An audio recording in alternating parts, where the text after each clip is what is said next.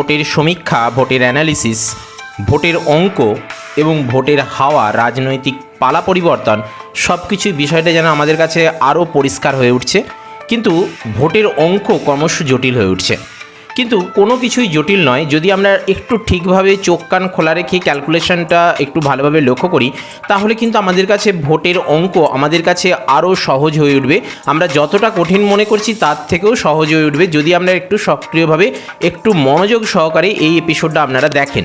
কেননা এই সকল ক্যালকুলেশন, এই সকল সমীকরণ যদি আপনি ঠিকঠাকভাবে বুঝতে পারেন, তাহলে কোন দল ক্ষমতায় আসতে চলেছে, কার জয়লাভের সম্ভাবনা বেশি, আপনারা কিন্তু বুঝতে পারবেন। কেননা ইতিমধ্যে এসআইআর, ইতিমধ্যে বিভিন্ন দুর্নীতি, ইতিমধ্যে বিভিন্ন পালা পরিবর্তন, ইতিমধ্যে কিন্তু রাজ্যে পরিবর্তন, একটা বিরাট বড় পরিবর্তন, বিরাট বড় হাওয়া বইছে। মানুষ একদল চাইছে না প্রত্যাবর্তন, আরেক দল চাইছে না অনেক দিন তো হয়ে গেল এবারে পরিবর্তন। তাহলে এখন শেষ পর্যন্ত কি হবে?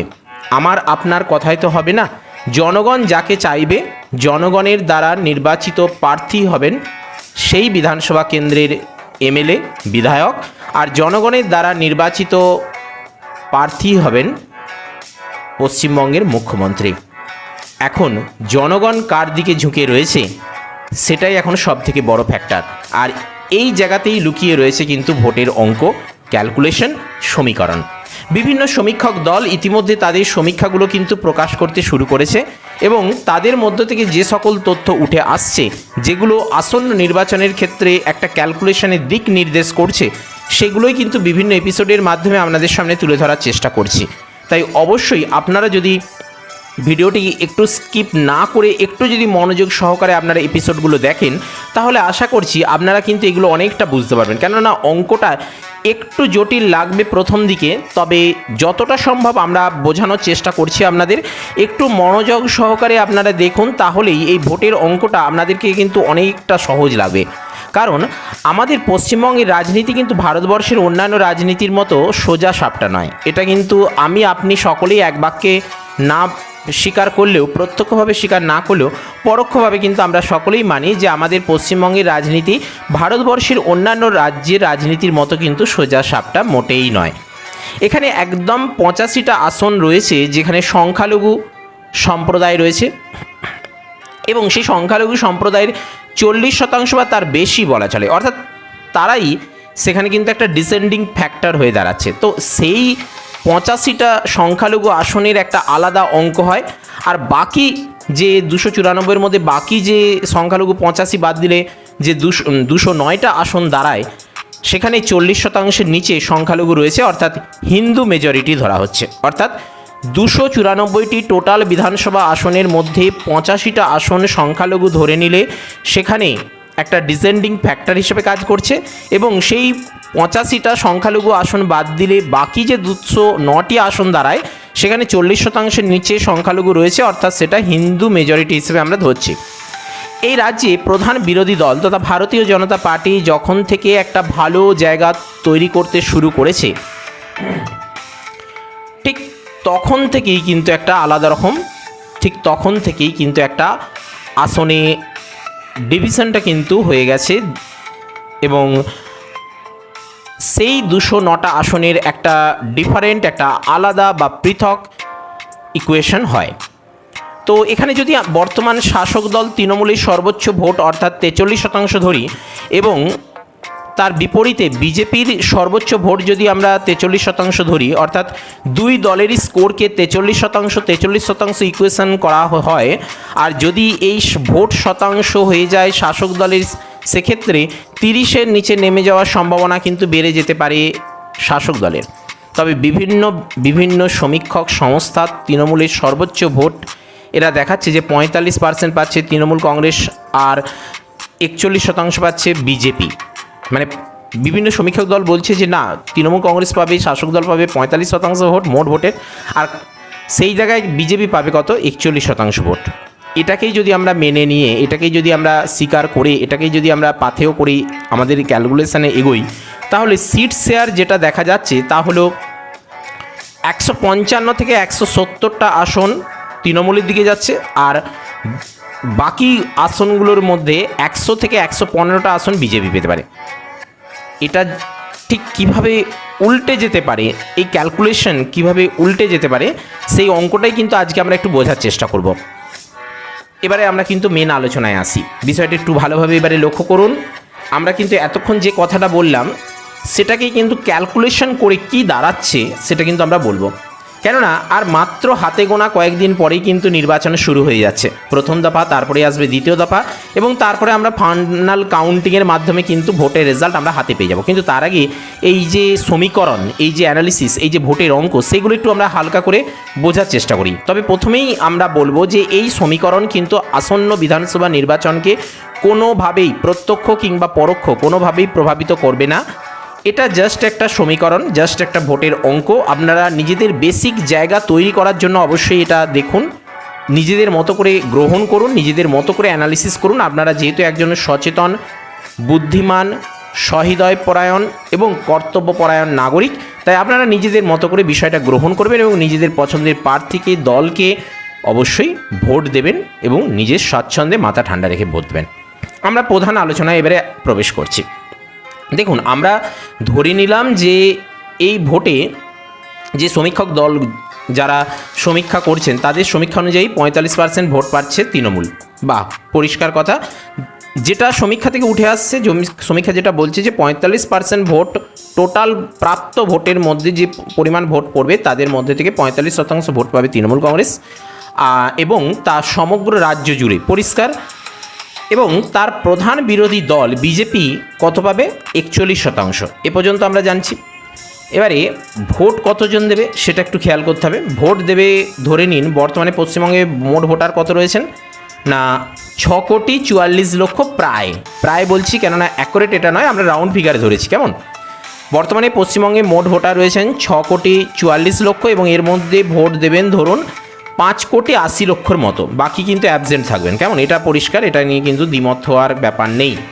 তো যেটা আমরা পরিষ্কার বুঝতে পারছি, বর্তমানে পশ্চিমবঙ্গে মোট ভোটার রয়েছেন প্রায় রাউন্ড ফিগারে 6,44,00,000 এবং এর মধ্যে ভোট দেবে প্রায় 5,80,00,000 এবং এর উপরে ক্যালকুলেশনটা আমাদের কিন্তু দাঁড়াবে যে এবার আমরা ধরে নিলাম যে প্রতিটা বিধানসভায় 100 জন করে ভোটার রয়েছে। কেমন? প্রতিটা বিধানসভা, অর্থাৎ রাজ্যের যে মোট 294টা বিধানসভা আসন রয়েছে, প্রতিটা বিধানসভাতে কিন্তু 100 জন করে আমরা ভোটার ধরে নিচ্ছি। তাহলে আপনাদের পার্সেন্টেজটা বুঝতে খুব সুবিধা হবে। কেমন? বেশ, ধরে নিলাম প্রতিটা বিধানসভায় 100 জন করে ভোটার রয়েছে। তাহলে এই 100 জন ভোটারের মধ্যে প্রতিটা বিধানসভা কেন্দ্রে যদি 45% তৃণমূল কংগ্রেস ধরি আর 41% বিজেপির প্রাপ্ত ভোট ধরি, তাহলে ক্যালকুলেশনটা কী দাঁড়াচ্ছে? আমাদের রাজ্যে মোট 294টা বিধানসভা আসন, তার মধ্যে প্রতিটা বিধানসভা কেন্দ্রে 100 জন করে ধরেছি। তাহলে 45% ভোট পেলে কী হচ্ছে? প্রতিটা বিধানসভা কেন্দ্রে তৃণমূল কংগ্রেস 45টা করে ভোট পাচ্ছে। তাহলে টোটাল 294টা বিধানসভা কেন্দ্রে একটা করে বিধানসভা কেন্দ্রে যদি তৃণমূল কংগ্রেস 45টা করে গড়ে ভোট পায়, তাহলে তাদের টোটাল কত ভোট প্রাপ্তি ঘটছে? টোটাল রাজ্যে 13,230টা ভোট। কেমন? আর বিজেপি সেই তুলনায় কত পাচ্ছে? 41% যদি তারা ভোট পায় একটা বিধানসভা কেন্দ্র থেকে, এবং টোটাল 294-এর ওপর, কেননা আমরা জানি যে প্রধান বিরোধী দল বিজেপি এবং তারা একদম উত্তরবঙ্গ থেকে শুরু করে রাঢ়বঙ্গ হয়ে, জঙ্গলমহল হয়ে, দক্ষিণবঙ্গ, বীরভূম পর্যন্ত প্রত্যেকটা জেলায় এবং 23 জেলায় এবং প্রত্যেকটা বিধানসভা কেন্দ্রেই 1 থেকে 194 প্রত্যেকটা বিধানসভা কেন্দ্রেই তারা প্রার্থী দিয়েছে। তাহলে এখানে আমাদের তৃণমূল কংগ্রেসের ক্ষেত্রে 45% ভোট প্রাপ্তি ধরলে তাকে 294 দিয়ে গুণ করতে যেমন আমাদের কোনো দ্বিধা নেই, ঠিক তেমনই আবার বিজেপির ক্ষেত্রেও 41% ভোট যেহেতু সমীক্ষা থেকে উঠে আসছে তারা পাবে প্রতিটা বিধানসভা কেন্দ্রে, তাহলে সেক্ষেত্রে তাকেও 294 দিয়ে গুণ করে নিতে আমাদের আর কোনো দ্বিধা থাকে না, এবং সেটাই কিন্তু আজকে আমরা করেছি। মোট শতাংশ ধরেছি তৃণমূল কংগ্রেসের যে সমীক্ষা থেকে পেয়েছি যে 45%, আর বিজেপি প্রতিটা বিধানসভা কেন্দ্রে 41%। সেখানে 294 দিয়ে গুণ করেছি তৃণমূল কংগ্রেসের প্রাপ্ত 45% ভোটকে, তাহলে সেখানে দাঁড়াচ্ছে 13,230, আর বিজেপির প্রাপ্ত 41% প্রতিটা বিধানসভা কেন্দ্র থেকে ভোটকে ধরে নিয়ে 294 দিয়ে গুণ করেছি, করতে আমরা পাচ্ছি 12,054টি ভোট। এবার আপনারা এখানে একটু ক্যালকুলেশনটা লক্ষ্য করুন। এই তৃণমূলের 13,230 আর এখানে 12,054 এর মধ্যে ডিস্ট্যান্সটা একটু লক্ষ্য করুন, এটাই হচ্ছে মূল ফ্যাক্টর। এবারে আমরা পরবর্তী স্লাইডে যাচ্ছি। আপনারা আরও বিষয়টা ক্লিয়ারলি বুঝতে পারবেন। আবারও আপনাদের মনে করিয়ে দেওয়ার জন্য বলছি, বর্তমানে পশ্চিমবঙ্গে মোট ভোটার কিন্তু 6,44,00,000, এর মধ্যে ভোট দেবে প্রায় 5,80,00,000 মতো। এই ইকুয়েশনটা ধরে কিন্তু আমরা এগোচ্ছি। আসুন এবার পরবর্তী স্লাইডটা লক্ষ্য করি, যেখানে বলা হচ্ছে যে ভোট শতাংশ, এটাকে আমরা পার্সেন্টেজে হিসাব করছি। কেমন? ভোট শতাংশ। প্রথমে আমরা পার্সেন্টেজে যেটা বলবো সেটা হচ্ছে যে আমরা একটু আগেই বলেছি যে 294টা টোটাল বিধানসভা কেন্দ্র রয়েছে পশ্চিমবঙ্গে জুড়ে। সেই 294টা বিধানসভা আসনের মধ্যে 85টা আসন হচ্ছে আমাদের সংখ্যালঘু আসন বলে চিহ্নিত। বাকি বাকি যে 209টি আসন রয়েছে, সেই বাকি 209টি আসন কিন্তু হিন্দু মেজরিটি হিসেবে আমরা ধরে নিচ্ছি। তাহলে এখানে যে সংখ্যালঘু ভোট 85%, এই সংখ্যালঘু ভোট কিন্তু এক কথায় বলা চলে শাসক দলের সপক্ষে যায়। আপনারা কেন বলছি সেটা, সংখ্যালঘু কাদের বলছি, কোন সম্প্রদায়ের ক্ষেত্রে বলছি সেটা কিন্তু আমরা বলবো না, কেননা আমাদের সকল শ্রেণীর, সকল ধর্মের বা সকল রাজনৈতিক দলের মতাদর্শী আমাদের দর্শক বন্ধু রয়েছেন, কাউকে আঘাত দিতে আমরা চাই না। কিন্তু আপনারা সকলেই বুঝতে পারছেন সংখ্যালঘু ভোট বলতে কাদের কথা বলা হচ্ছে।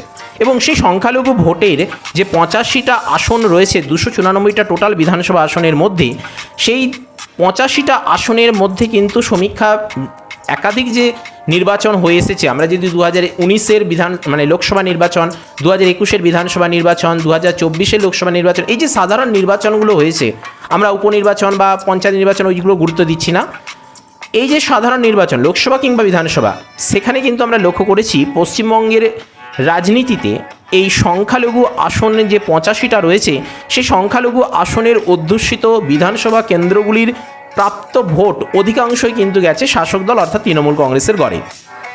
আর সেই পার্সেন্টেজটা যদি আমরা গড় হিসেবে ধরি, সেটা কখনো দেখেছি 55%, কখনো দেখেছি 60%, কখনো 70, এমনকি 75-এর দিকে চলে যাওয়াটাও অস্বাভাবিক নয়। অন্তত বিগত যে নির্বাচনগুলো হয়েছে সেখান থেকে কিন্তু তথ্য উঠে আসছে সর্বনিম্ন 55% কিন্তু তৃণমূলের দিকে এই সংখ্যালঘু ভোটের একটা অংশ গেছে। এবং সেই 55%কেই কিন্তু আমরা আজকে ধরে নিয়ে এগোবো। কেমন? তো 55% ধরলাম এই সংখ্যালঘু আসনের মধ্যে তৃণমূল কংগ্রেস পাচ্ছে 55% ভোট। আমি কিন্তু বারংবার একটা কথা বলছি আপনাদের বোঝার সুবিধার জন্য। কেমন? বেশ। আর বাকি কিন্তু বিজেপি 20% ধরছি।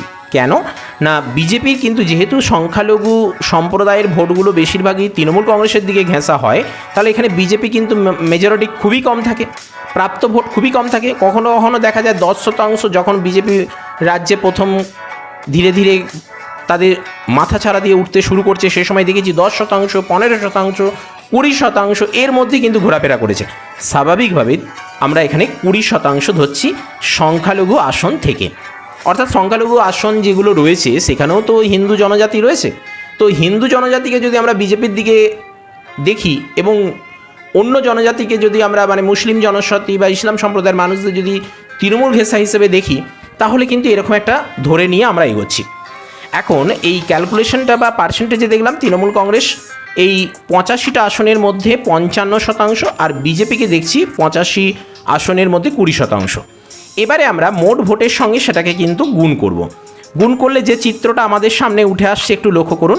তৃণমূল কংগ্রেসের 55% সঙ্গে আমরা মোট 55% মানে কত হচ্ছে, আমরা একটু আগেই বলেছি যে এক একটা বিধানসভা কেন্দ্রে 100 জন করে ধরেছি, তাহলে 55% মানে এক একটা বিধানসভা কেন্দ্র থেকে তৃণমূল কংগ্রেস পাচ্ছে 55টা করে ভোট।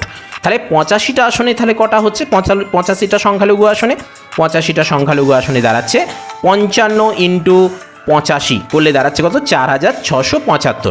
যদি গুণে ভুল হয়ে যায় ক্ষমা করবেন, একটু ক্যালকুলেশন আপনারা একটু বোঝার চেষ্টা করুন। আরেকটা বিষয় লক্ষ্য করুন, এবার বিজেপি আমরা কত পেয়েছি, 20%। তাহলে তার সঙ্গে 85টা বিধানসভা কেন্দ্র, কেননা প্রতিটা বিধানসভা কেন্দ্রে বিজেপি প্রার্থী দেবে, এ নিয়ে কোনো দ্বিধা নেই।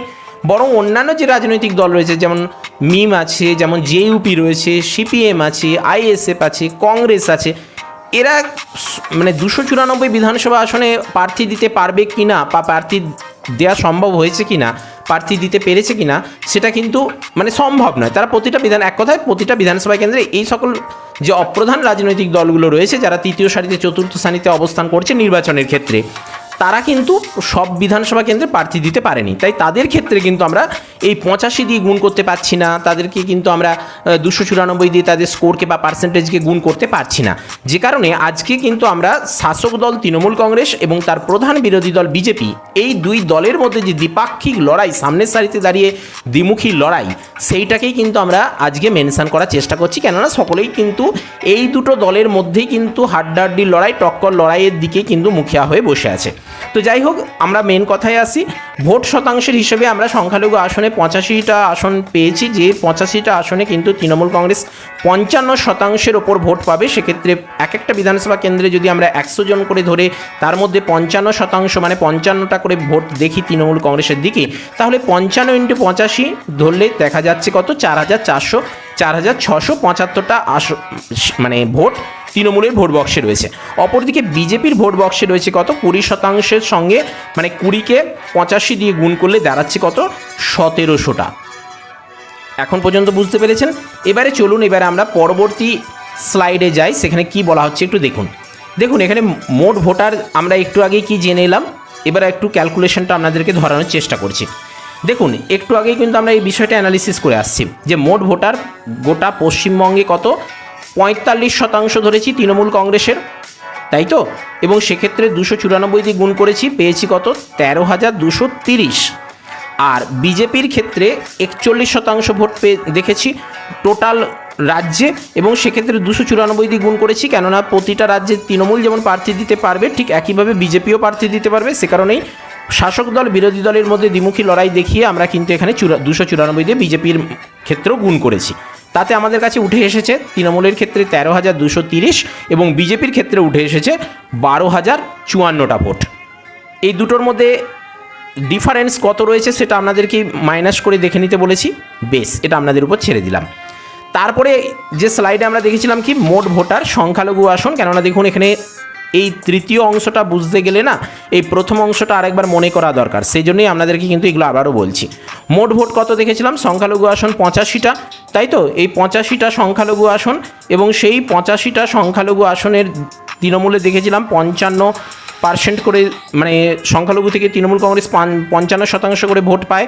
তাহলে প্রতিটা বিধানসভা কেন্দ্রে 100 জন করে ধরলে 55টা করে ভোট পাচ্ছে তৃণমূল। তাহলে 85টা সংখ্যালঘু আসনে 85 দিয়ে গুণ করলে পেয়েছি 4,675। বিজেপি পেয়েছে কত, 20টা করে যদি প্রতিটা বিধানসভা কেন্দ্র থেকে ভোট পায়, তাহলে 85টাতে গুণ করলে হচ্ছে 1700।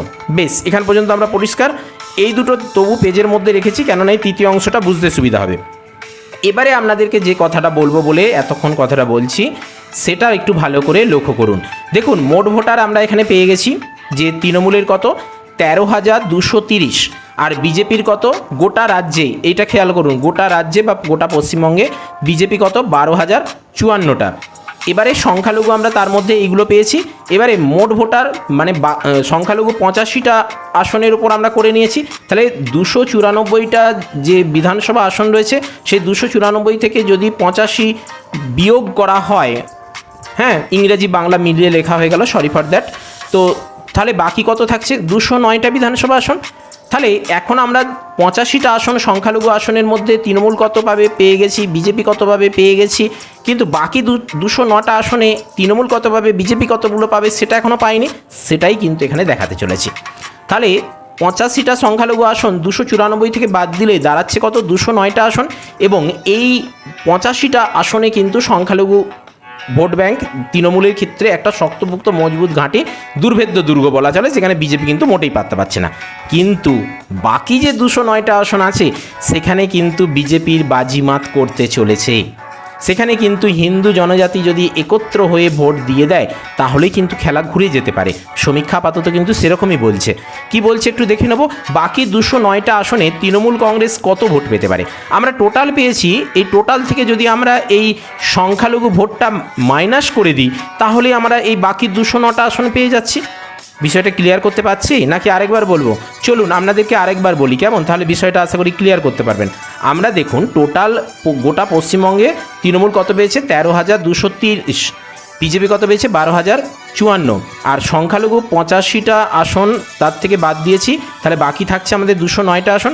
85টা আসনের মধ্যে দেখছি যে তৃণমূল পাচ্ছে 4,675 এবং বিজেপি পাচ্ছে 1700। তাহলে এই টোটাল থেকে যদি এই 85টা আসন বাদ দিয়ে দিই, তাহলে বাকি 209টা আসনে কতগুলো ভোট তৃণমূল পাচ্ছে, কতগুলো ভোট বিজেপি পাচ্ছে সেটা আমরা পেয়ে যাব। সেটাই কিন্তু আমরা এখানে দেখিয়েছি। মোট ভোট কত, বাকি 209টা আসনে দেখাচ্ছি আমরা তৃণমূল কংগ্রেসের মোট ভোট গোটা রাজ্যে 13,230, তার থেকে সংখ্যালঘু ভোট 4,675 বাদ দিলে দেখাচ্ছে কত 8,555 ভোট। অর্থাৎ 209টা যে হিন্দু মেজরিটি ভোট ব্যাংক রয়েছে বা বিধানসভা কেন্দ্র রয়েছে, সেখানে তৃণমূলের প্রাপ্ত ভোট কত 8,555। আর বিজেপি কিন্তু সেই তুলনায় কোথায় অবস্থান করছে দেখুন, বিজেপি দেখুন টোটাল বিজেপি কত ভোট পেয়েছিল, এখানে কিন্তু 13,000 আর 12,000 নেমে গেছে দেখুন, লক্ষ্য করুন। তা সত্ত্বেও কিন্তু এখানে লক্ষ্য করুন, যেখানে 4,675 সেখানে কত হয়েছে লক্ষ্য করুন, 4,675, এখানে সেখানে বিজেপি কত 1700, সেই জায়গা থেকে তবুও কিন্তু দেখুন 209 ক্যালকুলেশন করলে এখানে কিন্তু বাজিমাত করে দিচ্ছে বিজেপি। কি চিত্র উঠে আসছে, টোটাল তৃণমূল কংগ্রেসের গোটা রাজ্যে 13,230, তা থেকে 85টা আসনে প্রাপ্ত ভোট বাদ দিচ্ছি, দাঁড়াচ্ছে কত 8,555। বিজেপির গোটা রাজ্যে প্রাপ্ত ভোট কত 12,054, তা থেকে সংখ্যালঘু 85টা আসনে প্রাপ্ত ভোট 1700 বাদ দিলে দাঁড়াচ্ছে কত 10,354, অর্থাৎ 2,000-এর মতন বেশি রয়েছে বা 1900-র মতন ভোট বেশি রয়েছে। বিষয়টা ক্লিয়ার করতে পারছি। এবারে চলুন পরবর্তী স্লাইডে লক্ষ্য করি মোট ভোট কত। আমরা বাকি 209টা আসনের উপর এবার আমরা একটু শতাংশের হিসাবটা লক্ষ্য করব। কেমন, আমরা এতক্ষণ কিন্তু 85টা সংখ্যালঘু আসনের ক্যালকুলেশন করেছি তার পার্সেন্টেজের দিক থেকে, টোটালের দিক থেকে, এবং সেই সঙ্গে সংখ্যালঘু আসনকে আমরা 294 মানে সংখ্যালঘু যে 85টা আসন সেটা থেকে 294 থেকে বাদ দিয়ে কি ক্যালকুলেশন দাঁড়াচ্ছে সেটা দেখেছি, এবং সেটা থেকে এবারে যে 209টা আসনের মধ্যে যে তৃণমূলের প্রাপ্ত ভোট, বিজেপির যে প্রাপ্ত ভোট ক্যালকুলেট করে যেটা আমাদের পেলাম সেটাকে আমরা শতাংশে ভাগ করছি, তাহলে কি দাঁড়াচ্ছে লক্ষ্য করুন। শতাংশে ভাগ করলে 209টা আসনের মধ্যে এই 8,555 অর্থাৎ 8,555 একে আমরা যদি এই 41%, কেমন বাংলা ইংরেজি মিশে যাচ্ছে, 41% দিয়ে ভাগ করি তাহলে কি দাঁড়াচ্ছে, 41 মানে 209 দিয়ে আমরা যদি ভাগ করি তাহলে কি দাঁড়াচ্ছে দেখুন তো, 209 দিয়ে ভাগ করলে দাঁড়াচ্ছে কত 41, ক্যালকুলেশনটা 41 আসছে। ঠিক একইভাবে যদি আমরা এই বিজেপির প্রাপ্ত ভোট 209টি আসনের মধ্যে তাকে যদি আমরা ভাজিত করি, দাঁড়ান ভালো করে দিই তাহলে বিষয়টা বুঝতে পারবেন। এখানে ভাজিত দিয়ে যদি আমরা করি এই 209 দিয়ে ভাগ করি তাহলে কত দাঁড়াচ্ছে 50% মতো, অর্থাৎ পার্সেন্টেজ কিন্তু এরকম জায়গাটা দাঁড়াচ্ছে। আসুন এবারে পরবর্তী স্লাইডে যাই। বাকি যে 209টা আসনের উপর আমরা এবারে কথা বলছি সেটা বিজেপি 50% ইকুয়েশন যদি ধরি, আর তৃণমূল কংগ্রেস যদি 41% আমরা দেখতে পাচ্ছি, কেননা এই যে দেখালাম পার্সেন্টেজ 41% তৃণমূল কংগ্রেস আর বিজেপি 50%, তাহলে 209টা আসনের মধ্যে কীরকম ক্যালকুলেশন দাঁড়াতে পারে দেখুন। 50% যদি হয় তাহলে 209টা আসনের মধ্যে বিজেপির প্রাপ্ত আসন হবে কটা, এই যে দেখুন দিয়ে দিয়েছি আমরা 105টা। 209-এর অর্ধেক কত হয়, 105 হয়, 104 4.5 হয়, তাই তো আমরা 105 রাউন্ড ফিগারে ধরেছি। যদি 60% হয় বিজেপির প্রাপ্ত ভোট তাহলে হবে 125, 209টা বিধানসভা আসনের মধ্যে। এটা কিন্তু বলছি 85টার ক্ষেত্রে বলছি না, 85টার ক্ষেত্রে সেখানে কিন্তু তৃণমূল কংগ্রেসেরই কিন্তু জয় জয়কার রয়েছে, এটা মাথায় রাখতে হবে। 70% যদি বিজেপির ক্যালকুলেশন দাঁড়ায় তাহলে কিন্তু তাদের প্রাপ্ত ভোট হবে 209টা বিধানসভা আসনের মধ্যে 146টা। আর যদি 80% হয় তাহলে তো 167টায় দাঁড়াচ্ছে, আর 90% হলে তো কোনো কথাই নেই, 209টা বিধানসভা আসনের মধ্যে দাঁড়াবে 188টা। ক্লিয়ার করতে পারলাম? অর্থাৎ এখানে যে আমরা ক্যালকুলেশন করে পেলাম তৃণমূলের 209টি বিধানসভা আসনের মধ্যে প্রাপ্ত ভোট 8,555 এবং বিজেপির প্রাপ্ত ভোট 10,354, তা থেকে ভোট শতাংশ যে মানে হিসাব করলে দেখাচ্ছে তৃণমূল কংগ্রেস 41%, বিজেপি 50%, সেটাকে যখন আমরা এখানে 209টা আসনের মধ্যে আসন সংখ্যায় বিন্যাস করছি তখন দাঁড়াচ্ছে 50% হলে দেখা যাচ্ছে 105টা আসন, 60% হলে 125টা আসন, যদি 70% হয় তাহলে দাঁড়াচ্ছে 146টা আসন, 80% হলে 167টা আসন, আর 90% হলে 188টা আসন। ক্যালকুলেশনে যদি সূক্ষ্ম ভুল হয়ে যায় ক্ষমা করে দেবেন এবং পারলে অবশ্যই কমেন্ট বক্সে উল্লেখ করে দেবেন, আমরা শুধরে নেব। পরবর্তী স্লাইডে এবারে আমরা আসবো 2024-এর যে সদ্য হয়ে যাওয়া ভারতবর্ষের বুকে 88তম লোকসভা নির্বাচন হয়ে গেল, তার পরিপ্রেক্ষিতে ভোটের অঙ্ক কি বলছে দেখুন। মোট ভোটার কত ছিল টোটাল রাজ্যে? প্রায় 7,66,00,000। প্রায় অ্যাকুরেট কিন্তু নয়, এটা একটা প্রায় রাউন্ড ফিগার আমরা ধরছি।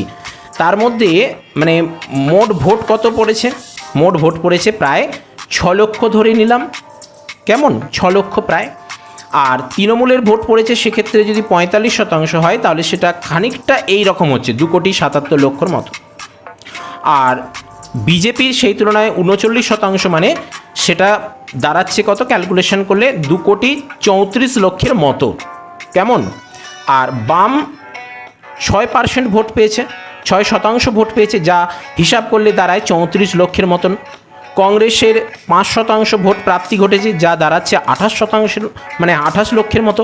আর অন্যান্য যে সকল দল রয়েছে সেটা আইএসএফ হতে পারে বা আরও অন্যান্য যে রাজনৈতিক দলগুলো, বিশেষত নাম মনেও থাকে না, মনে রাখাও যায় না, সেরকম সামনে সাইতে আসেও না, সেই মানে নোটাও ধরতে পারেন, হ্যাঁ নোটা বা আরও অন্যান্য রাজনৈতিক আইএসএফ, হুমায়ুন কবির তো তখন তৃণমূলেই ছিলেন, নওশাদ সিদ্দিকী, এই যে দলগুলো তারা এখানে 5% ভোট কেটেছিল, যার ফলে তাদের প্রাপ্ত ভোট ছিল মেরে কেটে টোটাল রাজ্য জুড়ে 26 লক্ষের মতো, কেমন। ক্যালকুলেশন 2024-এর যে লোকসভা নির্বাচনের যে হিসাব সেটা বলছে যে মোট ভোটার 7,66,00,000 মতো ছিল, যার মধ্যে ভোট দিয়েছিল 6 কোটির মতো, এবং তৃণমূল সেখান থেকে ভোট পেয়েছিল 45%, যেটা হিসাব করলে দাঁড়ায় 2,77,00,000। বিজেপি পেয়েছিল 2,34,00,000, যেটা শতাংশের হিসেবে দাঁড়ায় 39%। বাম ভোট পেয়েছিল 6%, যেটা প্রাপ্ত ভোট হয়েছিল গোটা রাজ্য জুড়ে 34 লক্ষের মতো। কংগ্রেস পেয়েছিল 5% ভোট, যেটা টোটাল রাজ্য জুড়ে 28 লক্ষ দাঁড়াচ্ছে। আর অন্যান্য রাজনৈতিক দলগুলো 5% ভোট কেটে তাদের হিসাব এসেছিল 26 লক্ষের মতো বা 28 লক্ষের কাছাকাছি। বেশ, এবারে আমরা পরবর্তী স্লাইডে যাব, যেটা হচ্ছে সব থেকে গুরুত্বপূর্ণ।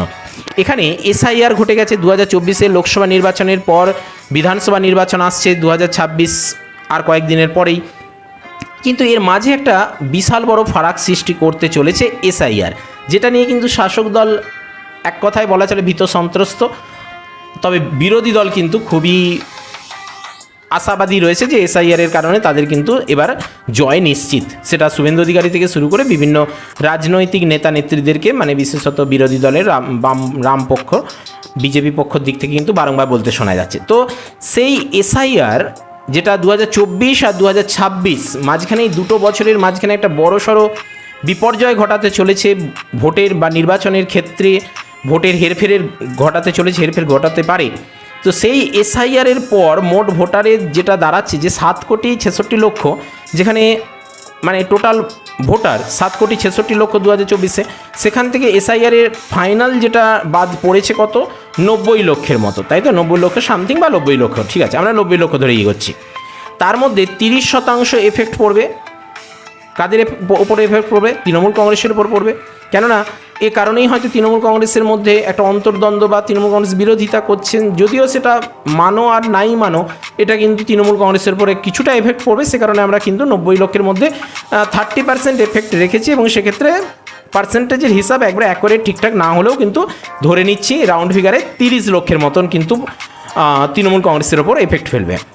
আর মোট ভোট কিন্তু সেই জায়গায় ভোট পড়বে, মানে মোট ভোটার কত 7,66,00,000 থেকে 90 লক্ষ আমরা বাদ দিচ্ছি, দিলে একটা অ্যাপ্রক্স দাঁড়াচ্ছে কত 6,76,00,000 মতন আমরা ধরছি, কেমন। তো এই 6,76,00,000 যে মোট ভোটার, তার মধ্যে তৃণমূলের যদি 43% আমরা পাই, তাহলে সেক্ষেত্রে এই যে একটু আগে ক্যালকুলেশন দেখালাম 43% তৃণমূল কংগ্রেস আর বিজেপি দেখেছি 41%, তাহলে এই 43% হলে দাঁড়াচ্ছে কত প্রায় 1,90,00,000 মতো। ক্যালকুলেশন একটু এদিক ওদিক হতে পারে, সেগুলো নিয়ে বারংবার বলছি, ক্যালকুলেশন এদিক ওদিক হতে পারে, আমরা রাউন্ড ফিগারে ধরেছি, কোনো রকমভাবে কিন্তু মানে চঞ্চলিত হবেন না, কেমন? বিজেপি সেক্ষেত্রে 41% হলে কত হচ্ছে, 1,80,00,000 মতো। আর বামপক্ষ সেই তুলনায় 6% ভোট পেতে পারে। এবং এই যে 43%, 41%, 6%, এই ক্যালকুলেশনগুলো একটু পরে বলছি, দাঁড়ান, তার আগে এই স্লাইডের কথাটা বলিনি। কংগ্রেসে 5%, কেননা এই মালদা, উত্তর দিনাজপুর, এই সকল জায়গাগুলোতে খুব ভালো, মুর্শিদাবাদ, ওই সকল জায়গাগুলোতে কংগ্রেস প্রার্থী দিয়েছে, এককভাবে লড়ছে, যেটা কিন্তু বিশেষ গুরুত্বপূর্ণ প্রভাব ফেলতে চলেছে। আর অন্যান্য যারা রয়েছে, বিশেষত বর্তমানে মিম, যাদেরকে হায়দ্রাবাদের দল বলে তকমা দেওয়া হচ্ছে শাসক দলের পক্ষ থেকে, মিম আছে, তারপরে ধরুন জনতা উন্নয়ন পার্টি আছে, এদিকে আরও অন্যান্য রাজনৈতিক দল, আইএসএফ আছে, যদিও আইএসএফ এখন বামেদের সঙ্গে যোগ দিয়েছে। তো অন্যান্যরা যদি 5% ভোট কাটে, তবুও তাদেরকে আমরা 23 লক্ষ রেখেছি, 25 লক্ষ না রেখে তবুও আমরা 5% দিয়ে 23 লক্ষের তাদের মধ্যে ক্যালকুলেশন পাচ্ছি। তো যেটা বুঝতে পারছি, এসআইআর এর পর মোট ভোটার 7,66,00,000 থেকে কমে দাঁড়াতে চলেছে 6,76,00,000 মতো। এসআইআর এর নাম বাদ পড়েছে 90 লক্ষের মতো, এফেক্ট পড়তে পারে 30%, অর্থাৎ 30 লক্ষের মতো তৃণমূল কংগ্রেসের ওপর। অবশ্যই তৃণমূল কংগ্রেস সেক্ষেত্রে 43% ভোট পেলে হচ্ছে 1,90,00,000 মতো, বিজেপি 41% ভোট পেলে সেটা দাঁড়াচ্ছে 1,80,00,000 মতো, বাম সেখানে 6% ভোট কাটলে হচ্ছে 30 লক্ষের মতো, আর কংগ্রেস সেখানে 5% ভোট কাটলে হচ্ছে 25%-এর মতো, আর 5% ভোট অন্যান্যদের ক্ষেত্রেও দেখা যাচ্ছে সেখানে ক্যালকুলেশন, তবু আমরা 23 লক্ষের মতো অ্যারাউন্ড ফিগারে ধরে নিয়েছি। এবারে আসুন আমরা পরবর্তী স্লাইডে যাই, যেখানে একটা পার্সেন্টেজটা কিন্তু খুব গুরুত্বপূর্ণ। এখানে একটু যদি আপনারা মনোযোগ সহকারে বিষয়টা দেখেন, তাহলে কিন্তু বিষয়টা আশা করি ক্লিয়ারলি বুঝতে পারবেন। এখানে একটু বোঝার ব্যাপার আছে, একটু শান্ত হয়ে বিষয়টা ধৈর্য সহকারে দেখুন, ভোটের অঙ্ক কিন্তু আপনারা পরিষ্কার বুঝতে পারবেন। 2026-এর যে বিধানসভা নির্বাচন হতে চলেছে, সেক্ষেত্রে ভোটের কাটাকাটিটা কীরকম হতে পারে। এই শাসক দলকে আমাদের ভোট দেওয়াটা আমাদের ভুল হয়েছে, বুঝতে পারছেন কি বলছি? এই শাসক দলকে আমাদের ভোট দেওয়াটা ভুল হয়েছে। এবার আমরা অন্য কিছু একটা ভাবছি, অন্য রকমভাবে সিদ্ধান্ত নেওয়ার চেষ্টা করছি, এরকম কিছু মানুষ ভাবছেন। শাসক দলের পক্ষে এক সময় যারা ভোট দিয়েছেন, সেটা 24-এ হতে পারে, 21-এ হতে পারে, 19-এ হতে পারে, কিন্তু সেই পার্সেন্টেজকে আমরা নিয়েছি, কিন্তু তার মধ্য থেকে শাসক দলের সাপোর্টারের মধ্য থেকেও কিন্তু এই শাসক দলকে ভোট দিয়ে কিছু ভুল হয়ে গেছে। নানান দুর্নীতি, আক্রোশ, অশান্তি, হিংসা, এই সকল কারণে তারা হয়তো আক্রান্ত হয়ে শেষ পর্যন্ত এরকম একটা মন্তব্য করছেন, এবং তারা মনে মনেও সিদ্ধান্ত নিচ্ছেন এবারে আর শাসক দলকে ভোট দেব না, এরকম একটা চিন্তাভাবনা নিয়ে। সেক্ষেত্রে কিন্তু এর ফলে 2% মতন একটা সুইচ দেখা যাচ্ছে শাসক দল থেকে, অর্থাৎ এই 2% ভোট তৃণমূলের কিন্তু হাতছাড়া হতে পারে। আর সেটা হলে কিন্তু তা সরাসরি গিয়ে যোগ দেবে কোথায় বলুন তো? এই যে 2% আমরা মাইনাস করেছি, সেটা যোগ হবে কিন্তু এই বাম নয়, বিজেপির ভোট বক্সে। ক্লিয়ার করতে পারছি? বিজেপির ভোট বক্সে কিন্তু সেটা গিয়ে সরাসরি যুক্ত হবে। অর্থাৎ 2% ভোট যে তৃণমূলের সাপোর্টার থেকেও মাইনাস হতে পারে, সেটা কিন্তু গিয়ে যুক্ত হবে বিজেপির ভোট বক্সে। অর্থাৎ তৃণমূল কংগ্রেস 2% ভোট হারাচ্ছে বা হারাতে পারে, যার জন্য তৃণমূল থেকে 2% মাইনাস দেখিয়েছি আমরা, এবং অপরদিকে বিজেপি কিন্তু 2% পেতে চলেছে, যোগ হতে চলেছে, যার জন্য সেখানে আমরা 2% কিন্তু আমরা অ্যাড করেছি। কেমন? বেশ। এবারে বামেদের দিকটা একটু লক্ষ্য করুন, অর্থাৎ সিপিএম আইএসএফের জোটটা। তো এই বামেদের দিকটা এবার একটু লক্ষ্য করুন, তাহলে বিষয়টা বুঝতে পারবেন যে তাদের ওই হরগোবিন্দ দাস, চন্দন দাস ইত্যাদি কাণ্ডের পর তাদের হিন্দু ভোটের একটা বড় অংশ কিন্তু বুঝতে পারছে যে এবার গণতন্ত্রকে যদি বাঁচাতে হয়, গণতন্ত্রকে রক্ষা করতে হয়, এবং সেক্ষেত্রে কিন্তু তারাও একটু বিজেপি ঘেঁষা হচ্ছে। অর্থাৎ তৃণমূল থেকে ভোট কাটলে সেটা গিয়ে যুক্ত হচ্ছে এই বিজেপির ভোট বক্সে, আবার বাম থেকে যদি ভোট কাটে তাহলে সেটাও কিন্তু যুক্ত হচ্ছে এই বিজেপির ভোট বক্সে। বিষয়টা ক্লিয়ার করতে পারছি?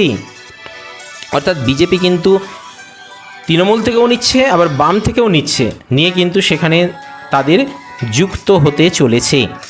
আর তারা কিন্তু শেষ পর্যন্ত, মানে বাম থেকে যারা বামেদের সাপোর্টার, তারা যে এবার বিজেপিকে ভোট দিচ্ছে, তারা কিন্তু শেষ পর্যন্ত অনেক দুঃখ যন্ত্রণা বুকে চেপে নিয়েও কিন্তু শেষ পর্যন্ত বিজেপিকে দিতে পারে, সেরকমই কিন্তু সমীক্ষা থেকে ইঙ্গিত মিলছে। ফলে বামেদের থেকেও 2% ভোট মাইনাস হচ্ছে, এবং সেটা গিয়ে ঢুকছে সেই বিজেপির ভোট বক্সে।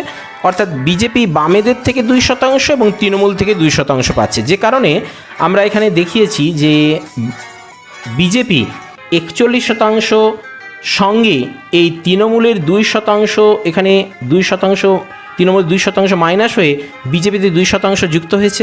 আবার বামেদেরও 2% মাইনাস হয়ে বিজেপিতে 2% যুক্ত হয়েছে, হয়ে তাদের টোটাল স্কোর দাঁড়াচ্ছে কত? 45%। এবার বাকি থাকছে এই 1%। এই বিষয়টা কি? এই বিষয়টা বলছি, একটু মনোযোগ সহকারে বিষয়টা ক্লিয়ারলি বুঝুন। আপনাদেরকে কিন্তু অনেকটা ক্লিয়ারলি বোঝানোর চেষ্টা করছি। অর্থাৎ 41 যোগ 2 যোগ 2 টোটাল কিন্তু 45 হয়ে গেল আমাদের বিজেপি, সেখানে কিন্তু 45-এ পৌঁছে গেল। বেশ, এবার একটু লক্ষ্য করুন অন্যদিকে তৃণমূল যে সংখ্যালঘু যে আমরা একটু আগে বললাম 85টা আসন, সেই 85টা আসনের অধিকাংশই তৃণমূল ঘেঁষা, সেটা আমরা আগেই বলেছি। তবে সেই ঘেঁষা থেকেও একটু কিন্তু তারা বেরিয়ে আসতে চাইছে। অর্থাৎ তৃণমূলের যে সংখ্যালঘু ভোট, সেখান থেকে কম করে 1% ভোট কিন্তু মাইনাস হতে পারে, এবং সেই 1% ভোট যে সুইচ করছে সেটা কিন্তু পাবে বিজেপি নয়, সেই 1% ভোট কিন্তু এবার পেতে পারে বামেরা। ক্লিয়ারলি বোঝাতে পারছি? অর্থাৎ তৃণমূল থেকে 2% ভোট মাইনাস হলেও সেটা বিজেপিতে যাচ্ছে, 1% ভোট মাইনাস হচ্ছে ওই সংখ্যালঘু ভোট থেকে, যেটা গিয়ে যুক্ত হতে চলেছে বামেদের, যে কারণে আমরা তৃণমূল থেকে 1 মাইনাস করে বামেতে 1 যোগ করেছি। কারণ বামেদের বিভিন্ন জায়গায় যে প্রার্থী মনোনীত হয়েছে সেখান থেকে একটা কিন্তু পজিটিভ ওয়েভ এবারে কিন্তু উঠে আসছে। বামেরা যে প্রার্থী দিয়েছে, যেখানে তারা শূন্যের গেটও কাটাতে পারবে কি না সে নিয়ে কিন্তু আমরা একটা পোল দিয়েছিলাম, একটা সমীক্ষা আপনাদের সামনে ছেড়ে দিয়েছিলাম, সেখানে কিন্তু আপনারা অধিকাংশই রিয়াক্ট করেছেন, তার জন্য আপনাদেরকে অসংখ্য ধন্যবাদ চ্যানেলের পক্ষ থেকে। তো সেখানেও আমরা দেখেছি যে বামেদের সপক্ষে কিন্তু অনেকটাই সাপোর্ট পাওয়া যাচ্ছে, এবং বামেরা যে সকল বিধান 294টা টোটাল তো বিধান আসনে, টোটাল যে 294 আসন প্রত্যেকটাতে বামেরা প্রার্থী দিতে পারেনি, তার প্রধান কারণ হচ্ছে প্রতিটা জায়গায় তাদের জনপ্রিয়তা নেই প্রতিটা বিধানসভা কেন্দ্রে। 2, তারা আইএসএফের সঙ্গে জোটবদ্ধ রয়েছে, বামেরা না দিলেও আইএসএফ হয়তো দিয়েছে, যেগুলোই দিয়েছে, আবার কিছু কিছুতে বামেরা দিয়েছে। তো ব্যাপারটা হচ্ছে যেগুলোতে বামেরা দিয়েছে সেখানে কিন্তু তাদের একটা ভালো ভোট ব্যাংকের আশা রেখে তারা দিয়েছে, এবং সেখানে তাদের জনপ্রিয়তা বজায় রেখে দিয়েছে, এবং সেখানে কিন্তু তাদের একটা ভালো একটা জনপ্রিয়তা বা মুখখাতির বা যেটাই বলবেন আপনি, সেখানে কিন্তু একটা পজিটিভ ওয়েভ কিন্তু বামেদের রয়েছে।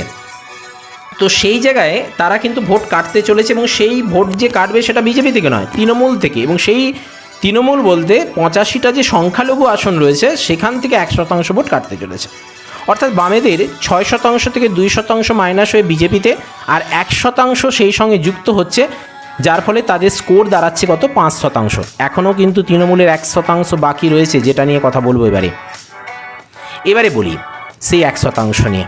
এবং এই 1% ভোট আবারও সুইচ দেখাচ্ছে, বিশেষ করে এই বামেদের থেকে অন্যান্য যে দলগুলো রয়েছে, অর্থাৎ আইএসএফ, জেইউপি, তারপরে ধরুন নোটা, তারপরে মিম, এই যে রাজনৈতিক দলগুলো আছে তাদের মধ্য থেকেও কিন্তু একটা ভোট কাটতে চলেছে, এবং সেটা কিন্তু এই যে হায়দ্রাবাদের পার্টি বলে কিন্তু শাসক দলের পক্ষ থেকে তকমা দেওয়া হচ্ছে। তো তৃণমূলের কিন্তু সেখানেও একটা ভোট কাটতে চলেছে। অর্থাৎ অ্যাকচুয়াল ব্যাপারটা লক্ষ্য করতে হবে, বিজেপির থেকে ভোট কাটাটা কিন্তু খুব কমের ব্যাপার। এখন প্রত্যেকের লক্ষ্য কিন্তু সেই শাসক দলের দিকেই, স্বাভাবিকভাবে মাইনাস হলে সেই শাসক দলেরই। বিজেপির থেকে কিন্তু সেই জায়গাটা অনেক জায়গায় নিরাপদ বলা চলে, যে কারণে কিন্তু শাসক দলের ক্ষমতায় থেকে ভোটে লড়াই করাটা কিন্তু যদিও তাদের জয়লাভের সম্ভাবনা বেশি থাকে, তথাপি কিন্তু তাদের কাছে যেন আভ্যন্তরীণ দিক থেকে একটা টাফ, কেননা শত্রুপক্ষকে কখনোই দুর্বল ভাবা উচিত নয়। যে জায়গা থেকে কিন্তু শাসক দলের জয়লাভের সম্ভাবনা বেশি থাকলেও তারা কিন্তু বিষয়টাকে অতটা সহজে নেয় না, তারা কিন্তু আপ্রাণ চেষ্টা করে ক্ষমতা ধরে রাখার জন্যে, প্রত্যাবর্তন ঘটানোর জন্য।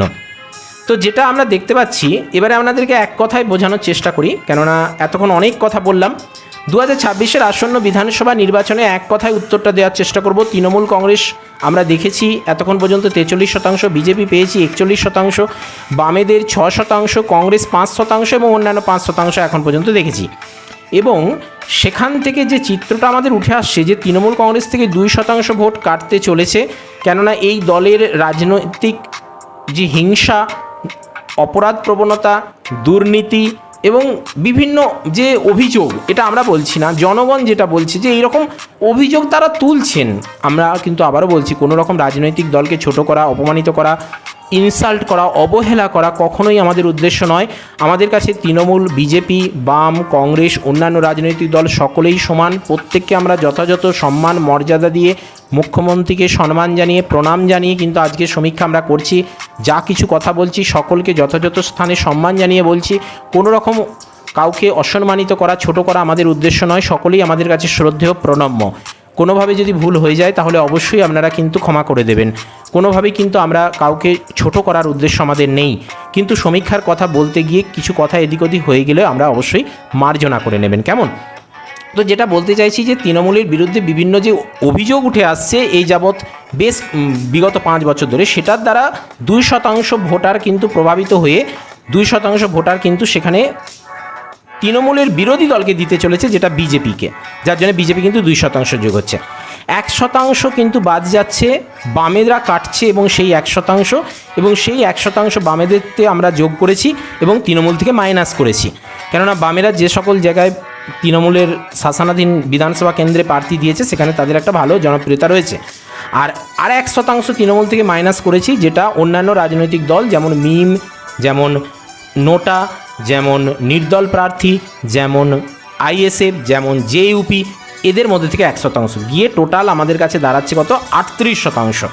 বিজেপিকে আমরা একটু আগেই বললাম যে বিজেপির 41%-এর সঙ্গে তৃণমূল থেকে 2% পাচ্ছে, আর পাচ্ছে কত? বামেদের থেকে 2%, এবং সেই 2% পাওয়ার কারণে বিজেপি 41 যোগ 2 হচ্ছে কত? 45% পৌঁছে গেছে, যেখানে শাসক দল তৃণমূল কংগ্রেস কিন্তু 38%। বামেদের 6% পেয়েছিলাম, 6% থেকে 2% মাইনাস হয়ে বিজেপিতে গেছে, যার জন্য এখানে 2% মাইনাস হয়েছে। আবার তৃণমূল থেকে 1% পাওয়ার কারণে তারা 1% যোগ হয়েছে, যার জন্য টোটাল তাদের স্কোর দাঁড়িয়েছে 5%। কংগ্রেসের 5% আমরা আগেই পেয়েছি, তার সঙ্গে 1% আমরা এখানে যোগ করতে পেরেছি, কেননা তৃণমূল থেকে কিন্তু তারা 1% ভোট কেটেছে, অর্থাৎ বামপক্ষ, কংগ্রেস এবং সেই সঙ্গে অন্যান্য, এখানে 6% দাঁড়িয়েছে। অন্যান্যদের 5% এবং সেখান 1% তারা যোগ হয়েছে তৃণমূল কংগ্রেস থেকে। এই নিয়ে আমাদের কাছে যে চিত্রটা আসছে, তৃণমূল কংগ্রেস 38%, বিজেপি 45%, বাম 5%, কংগ্রেস 6% এবং অন্যান্য 6%। ক্লিয়ার করতে পারলাম? এবারে আমি পরবর্তী নেক্সট স্লাইডে যাচ্ছি। 2026 বিধানসভায় এখন আমাদের লক্ষ্য। সংখ্যালঘু 85টা আসন থেকে আমরা তৃণমূল কংগ্রেসের 60টা আসনের মধ্যে আমরা কিন্তু পেয়েছি 51। বিজেপি অর্থাৎ এখানে 60%, কেমন? একটু খেয়াল করবেন, সরি ফর দ্যাট। 60% ধরে এখানে 51টা আসন পাচ্ছে। 85টা আসনের মধ্যে তৃণমূল কংগ্রেস, অর্থাৎ বলতে চাইছি 2026 আসন্ন বিধানসভা নির্বাচনে 294টি বিধানসভা আসনের মধ্যে 85টা যে সংখ্যালঘু আসন রয়েছে, সেই 85টা সংখ্যালঘু আসনের মধ্যে তৃণমূল কংগ্রেসের 60% ধরলে তাদের দাঁড়াচ্ছে 51টা আসন। 85টা আসনের মধ্যে বিজেপি পেতে চলেছে 20% ধরলে 17টা আসন, অন্যান্যদের 20% ধরলে 17% আসন। বাকি যে 209টি আসন রয়েছে তার মধ্যে তৃণমূল কংগ্রেস পেতে পারে 30% ধরলে দাঁড়াচ্ছে কত? 63টা আসন। বিজেপি পেতে পারে 70% পেলে 146টা আসন, আর অন্যান্যদের 0 মানে 0ই রেখে দিয়েছি আমরা। আসুন এবার পরবর্তী স্লাইডে যাই, একদম ফাইনাল সমীক্ষায় আসি। দেখুন, বিজেপি যদি 45% হয়ে যায়, সেক্ষেত্রে 85টা আসন সংখ্যালঘু আসনের মধ্যে, এবং বিজেপিকে আমরা কিন্তু 0 ধরে নিয়েছি সেই 85টা সংখ্যালঘু আসনের মধ্যে, অর্থাৎ 85টা সংখ্যালঘু আসনের মধ্যে 45% ধরেছি আমরা তৃণমূল কংগ্রেস, এবং সেখানে 85 এবং বিজেপিকে আমরা 0 ধরে নিচ্ছি। সেখানে বহু জায়গায় কিন্তু ত্রিপাক্ষিক লড়াই হবে, যদিও যেমন গোলপোখরায় ত্রিমুখী লড়াই হতে চলেছে, যেমন চাকুলিয়াতে ত্রিমুখী লড়াই হতে চলেছে, করণদিঘিতে ত্রিমুখী লড়াই হতে চলেছে। হ্যাঁ, এছাড়াও বহু আসন রয়েছে, যেমন মালদা, মুর্শিদাবাদ জেলায় বহু আসন রয়েছে যেখানে ত্রিপাক্ষিক লড়াই হওয়ার সম্ভাবনা বেশি। দক্ষিণ 24 পরগনায় প্রচুর বিধানসভায় আসনে ত্রিকোণ লড়াই হবে।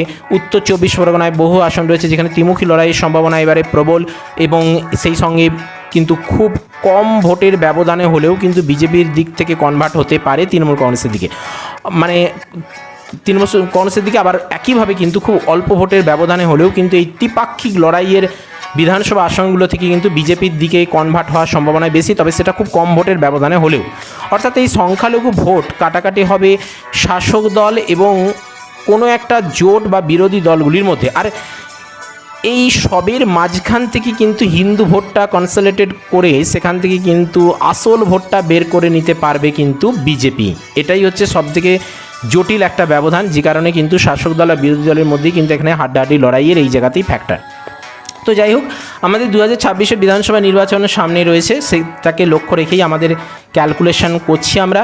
যা চিত্র আমাদের সামনে পরিষ্কারভাবে উঠে আসার একটা সম্ভাব্য চিত্র উঠে আসছে যে 2026-এর বিধানসভা নির্বাচনে মোট আসন 294, এবং সেই 294টি বিধানসভা আসনের মধ্যে 51, অর্থাৎ যে 85টা সংখ্যালঘু আসন রয়েছে, সেই 85টা সংখ্যালঘু আসনের মধ্যে তৃণমূল কংগ্রেস 51টি, আর বাকি যে 209টা আসন রয়েছে হিন্দু মেজরিটি যেটা, সেই 209টা আসনের মধ্যে 63টার মতো আসন, তাহলে দেখাচ্ছে কত 114, যেখানে ম্যাজিক ফিগার কত 148, তাই তো 148।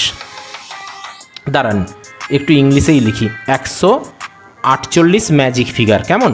তো 148 যেখানে ম্যাজিক ফিগার, সেখানে তৃণমূল কংগ্রেসের 114ই থেকে যাওয়ার সম্ভাবনা বেশি। আপাতত কিন্তু সমীক্ষা বলছে, যদিও কিন্তু এর পরে আরও সমীক্ষা আসবে, সেখানে কিন্তু তৃণমূল কংগ্রেসের জয়লাভের সম্ভাবনা কতটা রয়েছে এবং সেক্ষেত্রে বিরোধী দলই বা কোন জায়গায় অবস্থান করবে সেটা আমরা ক্যালকুলেশন করে আপনাদের দেখাবো। তবে বিজেপি 17টা আসন পেতে পারে এই 85টা আসনের মধ্যে, এবং অর্থাৎ সংখ্যালঘু আসনের মধ্যে, এবং সেক্ষেত্রে যেটা দাঁড়াচ্ছে যে বাকি 209টা আসনের মধ্যে পেতে পারে কত বিজেপি 146, অর্থাৎ টোটাল তাদের দাঁড়াচ্ছে কত 163। আর অন্যান্য রাজনৈতিক দল যারা 85টা আসনের মধ্যে থেকে ধরেছি 17টি আসন এবং 209টি আসনের মধ্যে তাদের দেখতে পাচ্ছি 0, যে কারণে তাদের টোটাল স্কোর দাঁড়াচ্ছে 17। এই নিয়ে এখনও পর্যন্ত সমীক্ষা বা বিভিন্ন সংবাদ পত্রপত্রিকা, YouTube, X handle, Twitter, Google, Facebook এবং বিভিন্ন পত্রপত্রিকা, বিশেষজ্ঞ, ভোট কুশলী, রাজনীতিক নেতা, নেতৃত্ব ইত্যাদি বুদ্ধিজীবী সকল ব্যাপার থেকে যে তথ্যগুলো বা বিভিন্ন সোর্স থেকে যে তথ্যগুলো উঠে আসছে 2026 বিধানসভা নির্বাচনের সম্ভাব্য ফলাফল বা একটা ওপিনিয়ন পোল হিসেবে যেটা আমরা দেখতে পাচ্ছি, 2026-এ কিন্তু মোট আসন রাজ্যে 294, যার মধ্যে ম্যাজিক ফিগার 148। সেই 148 ম্যাজিক ফিগারকে লক্ষ্য করে তৃণমূল কংগ্রেস অবস্থান করছে 114, বিজেপি পেতে পারে 163টার মতন আসন, আর অন্যান্য রাজনৈতিক দল যাদের মধ্যে কংগ্রেস, যার মধ্যে মিম, যার মধ্যে আইএসএফ, যার মধ্যে বাম অর্থাৎ সিপিএম, যার মধ্যে জেইউপি, যার মধ্যে নোটা, এদের মিলিয়ে টোটাল 17টি, অর্থাৎ তৃণমূল কংগ্রেস 114, বিজেপি 163, অন্যান্য 17। যেখানে 148 ম্যাজিক ফিগার, তাহলে সেক্ষেত্রে ম্যাজিক ফিগার কেবলমাত্র স্পর্শ করতে পারছে কারা? বিজেপি। এখনও পর্যন্ত সমীক্ষায় যে তথ্য উঠে আসছে, এই ম্যাজিক ফিগার স্পর্শ করতে পারছে কিন্তু বিজেপি। ম্যাজিক ফিগার থেকে অনেকটা দূরে অবস্থান করছে তৃণমূল, আর অন্যান্য রাজনৈতিক কথা বাদই দিলাম। দ্বিমুখী লড়াই, এবং দ্বিমুখী লড়াইয়ে কিন্তু এখনও পর্যন্ত এই সমীক্ষায় উঠে আসছে। তবে অবশ্যই আপনারা কমেন্ট বক্সে কমেন্ট করে জানান, শাসক দল কি এর থেকেও বেশি আসন পেতে পারে? 148-এর বেশি হতে পারে, নাকি 200-র বেশি যেটা তারা দাবি করছেন? 220 থেকে তাদের কাউন্ট শুরু হবে, 215-র বেশি তাদের হবে, 200-র বেশি হবে, 170-এর বেশি হবে, এই যে বলা হচ্ছে। কিংবা বিজেপির ক্ষেত্রে বলা হচ্ছে 157 থেকে 160, কেউ বলছেন না 148-এর নিচে থাকবে, কেউ বলছে 100-র উপরে থাকবে, কেউ বলছে বিজেপি দলের সাপোর্টাররা বলছেন তো 200-র উপরে থাকবে তাদের স্কোর, আসন সংখ্যা। অবশ্যই আপনারা নির্দ্বিধায় কমেন্ট বক্সে কমেন্ট করুন, আমাদের কমেন্টের অপেক্ষা কিন্তু আমরা রইলাম। আমাদের প্রত্যেকের কমেন্ট কিন্তু আমরা ভালোভাবে পড়ে দেখব, বুঝবো, বোঝার চেষ্টা করব। অবশ্যই আপনারা পরবর্তী নেক্সট এপিসোডে আসছি, সেখানে কিন্তু আরও ডিটেলসে আরও ক্লিয়ারলি আলোচনা করার চেষ্টা করব, যেখানে কিন্তু আপনারা এই ভোটের হিসাব আরও পরিষ্কারভাবে বুঝতে পারবেন। তবে আবারও বলছি, এই হিসাব কিন্তু কোনোভাবেই আসন্ন নির্বাচনকে প্রভাবিত করবে না, আপনারা নিজেরাও প্রভাবিত হবেন না। আপনারা নিজেরা নিজেদের পছন্দের প্রার্থীকে, নিজেদের অ্যানালিসিস অনুযায়ী, বুদ্ধিমত্তা অনুযায়ী নিজেদের পছন্দের দলকে, পার্টিকে ভোট দেবেন, কেমন? এবং কোনো রাজনৈতিক দলের বিরুদ্ধেই কিন্তু আমাদের মতামত নেই। প্রত্যেক রাজনৈতিক দলই কিন্তু আমাদের কাছে শ্রদ্ধেয়, প্রত্যেকটা রাজনৈতিক দলই জনহিতকর, জনগণের জন্য, for the people, by the people. রাজ্য রাজনীতির পাশাপাশি কেন্দ্রীয় রাজনীতি এবং ইলেকশন সম্পর্কিত যাবতীয় আপডেট পেতে ভিডিওটিকে লাইক করার পাশাপাশি চ্যানেলটিকে সাবস্ক্রাইব করে আমাদের সাথে থাকবেন, কেননা আপনাদের উৎসাহই আমাদের এগিয়ে চলার একমাত্র পাথেয়। তো চলুন, আজ আপাতত এই পর্যন্তই। নমো টুডে, দেখা হচ্ছে পরের এপিসোডে। জয় হিন্দ, বন্দে মাতরম। भारतीय जनता पार्टी 150 में से 110 सीटों पर जीतकर सरकार बनाने जा रही है। আলিপুরদুয়ারে গোল্লা, কুচবিহারে গোল্লা, উত্তর দিনাজপুরের গোল্লা, দক্ষিণ দিনাজপুরের গোল্লা, মালদায় গোল্লা, मुर्शिदाबादे कोल्ला। पहले चरण के मतदान ने ये पक्का कर दिया है कि कई जिलों में टीएमसी का खाता भी नहीं खुलेगा। প্রথম দফার ভোট হয়ে গেছে, তৃণমূল কংগ্রেস কাল সেঞ্চুরি পার করে দিয়েছে। एक एक सीट कर जीतेंगे, 170 सीट तक जाएंगे। 152টি আসনের মধ্যে আমরা কম করে 125, 132, 33, 34 অব্দি উঠে যেতে পারে তৃণমূলের স্ট্রাইক রেট। 152 তে 125 তো হবে।